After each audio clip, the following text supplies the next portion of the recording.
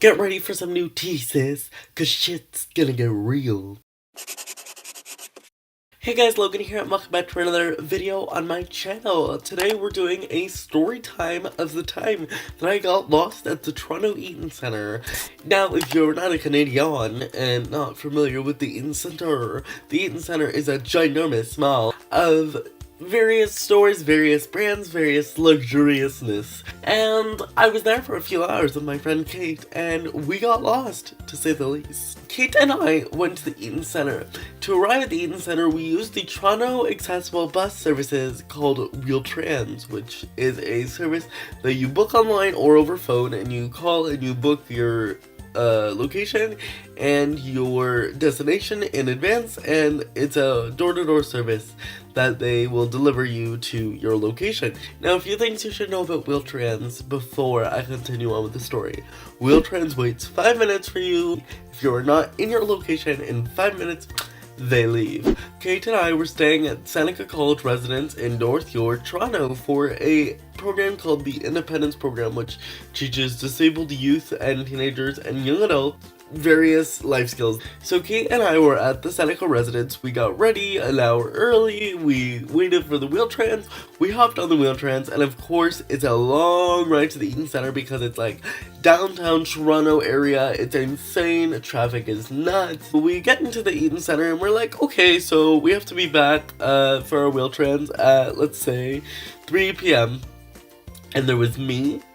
There was another participant with us who I won't name, let's just call him Shane, and attendant with us, let's name him Richard. Kate and I go in the Eaton Centre and we are gobsmacked. There's so many stores, there's so many locations, it's beautiful. It's like a beautiful, modern shopping spree haven. Now, keep in mind that I am not rich, I am a very low-class teenager, broke-ass, no job, you know. So I only had like about $100 to spend at the mall. We said, okay, we're just gonna walk around for a few hours, check out all the stores, and we'll be back for our Wheeltrans in time. Little do we know, sis, the Wheeltrans is coming soon. And we're like, okay, we're just gonna run downstairs and get food. There's no running downstairs in the Eaton Centre because you have to wait for the elevator. Because so many people like to use the elevator, even though they don't need to use the elevator. Here's a little tip. Do not use an elevator unless you actually physically need to. If you have a stroller, if you have a walker, if you have a cane, if you're an old lady or an old man, all the power to you, use the elevator. If you don't, then don't use it, please. There's escalators and stairs everywhere. So Kate and I decided to wait for the elevator. We were just gonna run down to McDonald's and get some nummy nummies and take it with us. So we get downstairs and our phone rings. And little behold, it is Richard, who is one of the staff members of the Independence Program, who was with the other participant who I named earlier, Shane, and he was just saying, hey, the Wheeltrans will be here soon, you need to hurry up. So Kate and I were like, yeah, we're just gonna run and get food, we'll hurry up. It takes us like 10 minutes to find this damn McDonald's. This food court is jam-packed. It is ginormous, it is full, it is insane. So eventually we find this McDonald's, and of course the line is like wrapped around this McDonald's. Oh, I just got a text from my friend BJ, so shout out to you. And we did not get it real quick. We had one of the McDonald's staff members actually bring the food out to us because the line was so big. So we went up to the automatic order machines, we placed our order, and we waited. And we waited. And we waited. It was probably about 10-15 minutes before we even got our food. And while we're waiting, we get a call from Richard saying, the Wheeltrans is here, you need to hurry up. Because as I said before, they only wait 5 minutes. So Kate and I book our little booties upstairs to the main entrance, and little behold, the Wheeltrans is gone.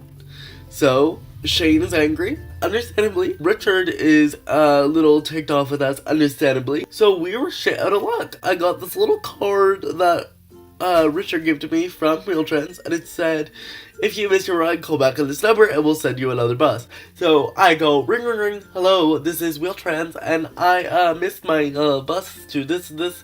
I need a new bus. And they said, we don't have any. Call back in half an hour. Now, with the Independence Program, when you sign out to leave, you were supposed to be back at the time that you said you would be.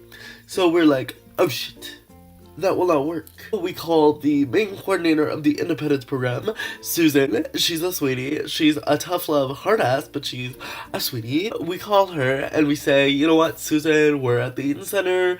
There's no wheelchairs. And she said, okay, what are you guys gonna do? Because the independence program is all about problem solving yourself. Of course, I said, well, we could take a taxi or we could take subway. But due to the fact that Kate has dwarfism and was using a scooter because she can't really walk long distances, we could not take the city bus or the subway because she had not been checked off by an occupational therapist to ride the subway with the scooter. Of course, she was like, okay, you guys can call a taxi or you can wait for wheelchairs. So Kate and I call a taxi. Turns out there was no wheelchair accessible taxis available. We called Wheeltrans again and they said, we already sent a bus for you. And keep in mind, we were not at the main entrance at this point. We were just chilling by a store. And we were like, what? You didn't call us and tell us the bus was here like you said you would. And they're like, oh yeah, we couldn't call you because your number's long distance. So I was like, okay, well, what do we do? And the girl was like, call back exactly 15 minutes. So we called back in exactly 15 minutes. She said, Wheeltrans is on his way. You need to get your booties to the front door. She did not say booties, but I'm saying booties. She said, you need to get your butts to the front door. So we did, of course. And the Wheeltrans, after about 10-15 minutes, eventually showed up. We hopped our little booties on. Richard and Shane with us. And of course, they were very angry. Another tidbit in this story, keep in mind that I had to play this whole thing because Shane was mad, Richard was dead silent, my friend Kate was like crying, stressed out, understandably not sure what to do, so I was lost in the Eaton Center with my friends and a staff member, not sure what to do. But the moral of the story is, do not miss your ride to where you need to go, whether it's Wheeltrans, whether it's a cab, whether it's a city bus, whether it's a subway, because shit'll hit the fan. So that's my story time of how I got lost in Toronto. I hope you guys take a lesson from this and learn. Be very careful when you're in downtown Toronto because you do not want to get lost, sisters. I hope you guys enjoyed this video and I'll see you next time. Bye.